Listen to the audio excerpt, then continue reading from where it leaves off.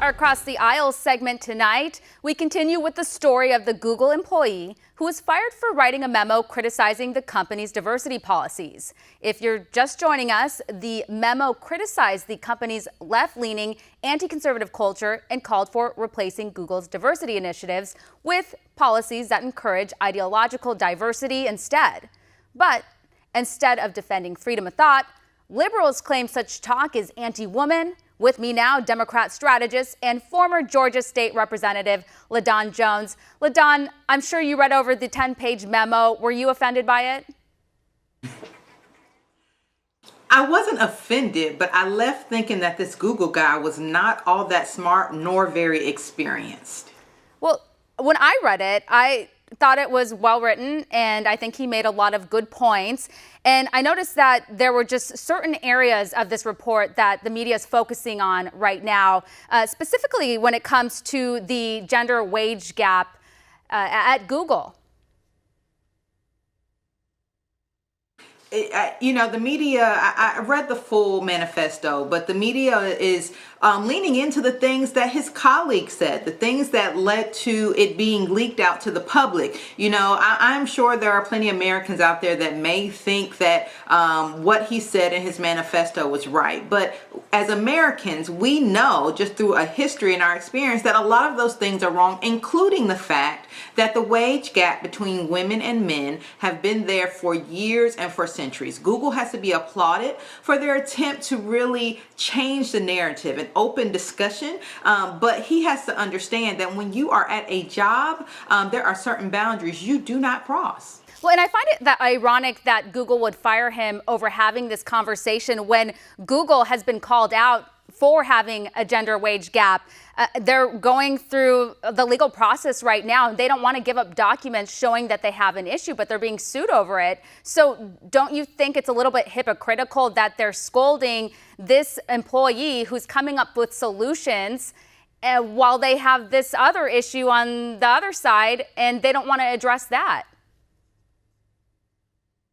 Well, absolutely. Google needs to address any wage gaps that are there. They are a leader in the industry, and we expect them to set a standard. But that has absolutely nothing to do with the reason why he's being fired. The reason why he's being fired is because he created a work environment where his colleagues probably don't trust him, where he can't be promoted because we don't know if he's going to judge women on the same standard as men because of his inherent biases. I know he tried to present what he thought was solutions, but his solutions were filled with biases. For example, he says the work-life balance for women are more important than men. When I retired from the Georgia General Assembly, 4 other men retired at the same time. And guess why? All of us retired.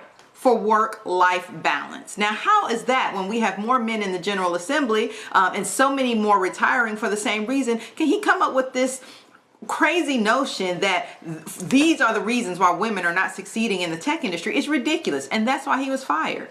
Well, I would say that he was pointing out the different traits between men and women. And there are numbers that show that women are less interested in math and science, and that's why there are not a lot of women going into those fields. And it's like some 13%.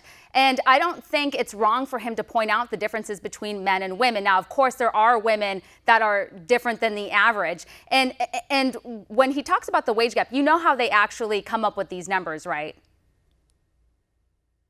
Like no, how they actually come up with the number of the wage gap when they say that women make 77 cents on the dollar compared to men? Yes, I'm aware. Okay. So when they do that, I mean, it's comparing apples and oranges. I would say that women choose different lifestyles. And I do think that a lot of women take time off or they seek different roles in their workplace. So when you actually compare apples to apples, women make the same amount of money. Now, in Google's situation, who knows what's going on there? Like I said, they have this other issue where the Labor Department can't even get access to their full details because they don't want that information out there. So again, I think this all matters because they will not accept diversity of thought when they're the ones who have an issue with a wage gap if you calculate the numbers the way liberals do.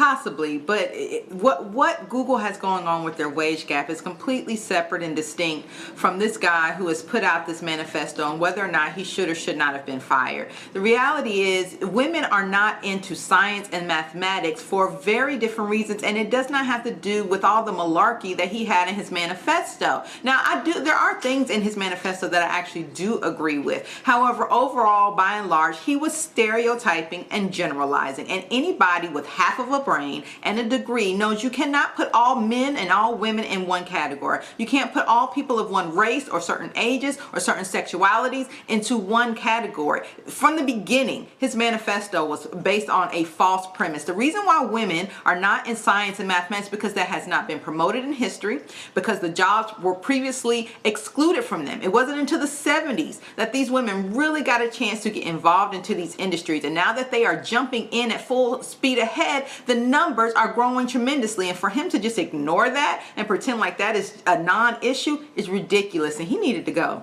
Well, I think with all the opportunity and all the opportunities that women have, I don't think they're jumping into it. More women are jumping into it, but not like at an astronomical amount. I mean, there's, like I said, this field, math and science, doesn't seem to attract a lot of women for whatever reason, and the numbers show that. And you believe that women are being prevented from going into these fields? Well, I believe that women had been prevented from going into these fields. I think they had been discouraged by their teachers who told them that math and science was not a woman's thing. I think that in general society, the images that were shown on TV and newspapers, when you introduced a scientist, you very rarely introduced a woman scientist. So all of those things lead to what we have now. However, things have changed. I have a child in school, and she's a girl child. She loves coding, she loves computers and all of those things. But there are programs that are aimed at making sure that they are introduced to that and understand that they do not have to be left out in that environment. And those things make a difference. And I think women know now that they can get involved with it. I think girls of the next generation are being trained and prepared for it. And I think in a very short time, we're going to see as many women in all fields that were male dominated, whether it's politics or science or technology, and those things will change. And when it does, this man is going to have to look back 20 years later and say, you know what? I was an idiot because I was basing my beliefs on why women can't do anything on biases that existed before I was even in the industry, and I'm not willing to acknowledge. Well, I don't think that was the point of his memo. And I think, again, he was trying to fix an issue going on at work. But I will say that this writing of the memo was a little bit odd, and how we got to this point of even discussing it was that the memo went viral at work, then it went viral on the internet. So, maybe he should have had a private discussion with his supervisors there rather than sending the internal memo out, or maybe he already did. We don't know those facts. LaDawn, thank you so much for your time.